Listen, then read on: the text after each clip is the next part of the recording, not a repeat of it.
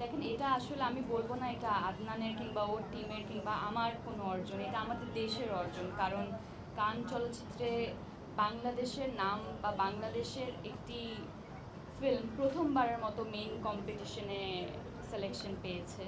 এটা অনেক বড় একটা ব্যাপার। এই যে আমাদের ছেলেরা, আমাদের মেয়েরা এখন গিয়ে রেড কার্পেট অফিসিয়ালি হাঁটবে, এটা অনেক বড় একটা ব্যাপার।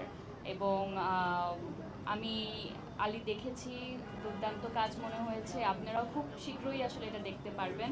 আমি চাই আমরা সবাই মিলে আসলে আমাদের যে ট্যালেন্টগুলো দেশে আছে তাদেরকে আমরা যাতে সাপোর্ট করি, আমাদের গভর্নমেন্ট যাতে তাদেরকে সাপোর্ট করে। কারণ দেখা যায় ট্যালেন্টগুলো আসলে থেকেও হয়তোবা সেই লাইমলাইটটা পাচ্ছে না, সেই সুযোগ পাচ্ছে না। এটা অর্থের জায়গা থেকে বলেন বা আরও অনেক বিষয় থাকে একটা কাজের পিছনে। তো সেই সুযোগগুলো যাতে আসলে ইয়াং ট্যালেন্টরা পায়। এবং আমাদের ওরকম ট্যালেন্ট আছে, এখন তো প্রমাণিতই হচ্ছে যে আমরা ইন্টারন্যাশনাল লেভেলের কাজ করতে পারছি।